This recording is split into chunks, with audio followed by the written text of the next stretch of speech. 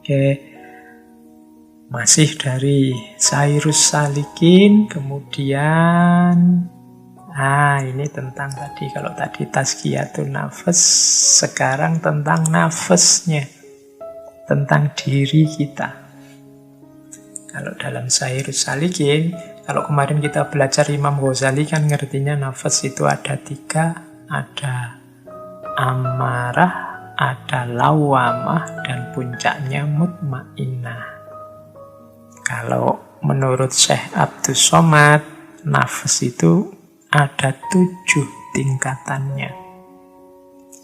Yang pertama amarah, yang kedua lawamah, yang ketiga mulhamah, yang keempat mutmainnah, yang kelima rodiyah, yang keenam mardiyah, yang ketujuh kamilah. Jadi kita tazkiyatun nafas, tapi ayo dilihat nafas kita ada di level mana. Kalau tadi level belajarnya, sekarang level nafasnya. Ada amarah, lawamah, mulhamah, mutmainnah, rodiyah, mardiyah, kamilah. Amarah itu nafas kita yang masih angkara murka, masih nyaman, masih senang dengan keburukan, dengan kejahatan. Jadi masih menikmati perbuatan-perbuatan yang dilarang. Jadi itu amarah.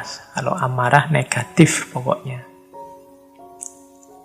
Kalau ini tidak susah untuk dipahami ya. Kalau jiwa kita itu melakukan kejahatan dan senang, melakukan keburukan kok menikmati, levelnya berarti masih amarah. Naik satu level adalah level lawamah. Lawamah ini nafas yang ya dia sudah tahu mana baik, mana buruk, mana yang boleh, mana yang jangan, mana yang halal, mana yang haram. Cuma dorongan untuk melakukan yang buruk, melakukan yang jahat ini kuat. Dalam dirinya selalu terjadi pertarungan antara yang baik dan yang buruk ini, dan dia masih sering terjerumus dalam yang keburukan dan dosa, meskipun nanti menyesal. Nah, ini lawamah. Kalau yang amarah tadi, misalnya teman-teman, anak-anak muda ini gemarnya surfing, nonton di internet itu yang jelek-jelek misalnya, itu kan kamu tahu dosa. Tapi kalau kamu senang, enak ya Pak, meskipun dosa tapi asik loh Pak yang kayak gini ini, itu berarti nafsumu masih amarah. Tapi kalau kamu, iya Pak, menurut saya ini dosa Pak, saya tapi bolak-balik kok tergelincir ke sini ya Pak, saya sebenarnya menyesal, tapi kok besok terus tergelincir ke sini lagi. Sebenarnya saya tidak boleh buka situs-situs gini, tapi kok terus kok tergoda ya. Kadang-kadang iklannya itu ya memang yang begitu-begitu. Nah, ini berarti masih mudah terjerumus meskipun kamu tahu itu salah. Nah, ini namanya lawamah. Biasanya cirinya nafsu yang lawamah itu ketika kamu muhasabah, terus kamu banyak menyesal. Ya Allah, aku kok bisa begitu ya. Aku kok melakukan itu ya, padahal itu dosa. Nah, ini levelmu adalah level lawamah. Kebalikannya lawamah itu mulhamah. Mulhamah itu satu akar kata dengan ilham. Orang yang oleh Allah diberi inspirasi kebaikan dalam dirinya. Kalau mulhamah ini juga situasi pertarungan seperti lawamah. Kalau cuma bedanya kalau di lawamah tadi yang sering menang adalah yang dosa sehingga orang menyesal, tapi di mulhamah orang menang kebaikannya.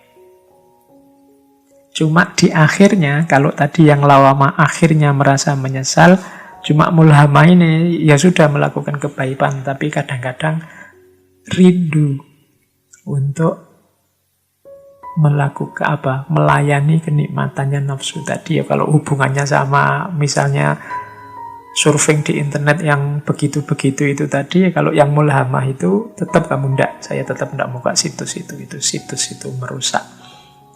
Tapi terus kamu membayang-bayangkan sebenarnya ingin juga sih buka yang itu. kok enak ya kalau buka-buka itu, rasanya hasratku terpenuhi ini kalau buka-buka itu ya, itu meskipun tidak kamu buka.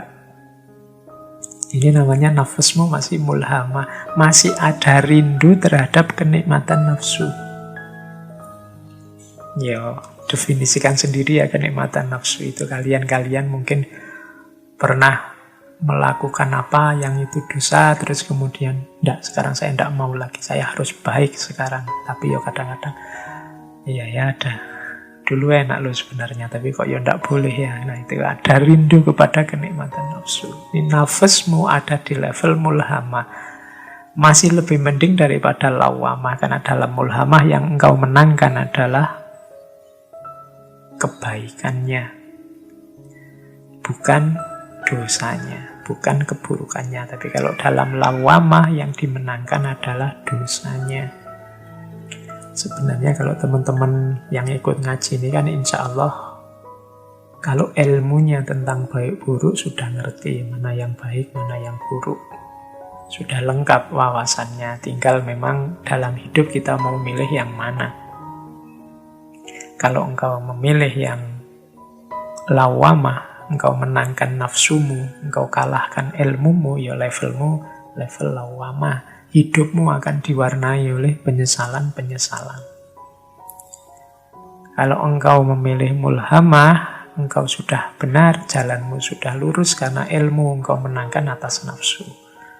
Ya meskipun kadang-kadang pingin juga, tergoda juga oleh kenikmatan-kenikmatan nafsu dan tidak engkau layani.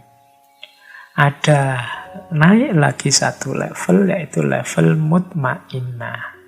Kalau yang level mutmainnah, ini level yang sudah stabil, sudah milih kebaikan dan sama sekali tidak tergoda, tidak ingin kembali pada kenikmatan nafsu. Nah ini berarti sudah mutmainnah. Kalau mengikuti firman-Nya Allah di surat Al-Fajr itu kan, ya ayyatuhan nafsul mutmainnah irji'i ila rabbiki radiyatan mardiyah. Jadi kalau levelnya sudah mutmainnah, nafas ini sudah dipanggil oleh Allah untuk kembali padanya dengan radiyah dan mardiyah. Jadi ini level mutmainnah, level yang sudah stabil. Ada di level keempat. Masih ada lebih tinggi kalau di Imam Ghazali sampai mutmainnah, tapi di Syekh Abdul Somad dari beberapa referensi masih ada level radiyah. Radiyah ini makom ketika kita ridho terhadap segala keputusan Allah. Orang yang ridho terhadap segala keputusan Allah ini adalah orang yang mampu untuk tidak lagi memandang dunia ini penting.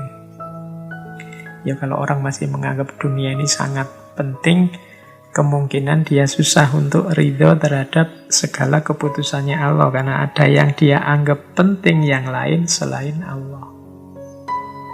Jadi orang yang makomnya radiyah ini orang yang Allah yang nomor satu dalam hidupnya. Levelnya adalah level cinta kepada Allah. Orang yang cinta itu kan yang dicintai selalu nomor satu. Syekh Abdul Somad mengilustrasikan bahkan orang yang di makom radiyah ini, yang makruh saja dianggap seperti haram, yang sunnah saja dianggap seperti wajib. Sunnah itu kan boleh dilakukan, boleh tidak. Tapi bagi para pecinta, sunnah itu kayak wajib. Pokoknya harus aku lakukan demi yang dicintai. Yang makruh, makruh itu kan, makruh artinya dibenci. Cuma kalau terpaksa mau dilakukan ya monggo. Tapi bagi orang yang makom radiyah, yang makruh itu dianggap seperti haram. Sudahlah, karena Allah benci itu, aku tidak menjalankan itu sama sekali. Jiwanya sudah jiwa radiyah. Dua makom yang terakhir ini makom anugerah dari Allah, yaitu mardiyah dan kamilah. Mardiyah itu makom yang kita dicintai oleh Allah. sehingga batin kita bersih, sehingga amal kita ikhlas, sehingga banyak anugerah diberikan Allah pada kita. Kalau mardiyah ini mungkin level-level banyak karomah, banyak keunggulan, banyak keutamaan. Itu menunjukkan kita diridhoi oleh Allah. Makomnya namanya mardiyah. Para aulia, para khawasul khawas ini ada di makom mardiyah ini. Jadi ini makom pemberian dari Allah. Allah yang mencintai kita. Kalau tadi rodiyah, kita yang mencintai Allah. Puncaknya adalah kamilah. Kamilah ini sudah tingkatannya para nabi, para rasul. Orang-orang yang terpelihara dari perbuatan tercela karena Allah sendiri yang ngawasi, Allah sendiri yang nuntun. Ini makom kamilah. Nah, tadi untuk proyek besar kita tazkiyatun nafas, ayo dicermati kita ada di makom yang mana. Kita masih amarah atau sudah mending lawamah, atau sudah lumayan kita mulhamah, atau alhamdulillah sudah mutmainah. Lebih alhamdulillah lagi kalau rodiyah. Lebih alhamdulillah lagi kalau mardiyah. Jadi ini tingkatan-tingkatan nafas. Kalau masih amarah, lawamah, mulhamah, masih butuh proses tazkiyatun nafas dengan cara dan tips-tips yang kita sebut sebelumnya.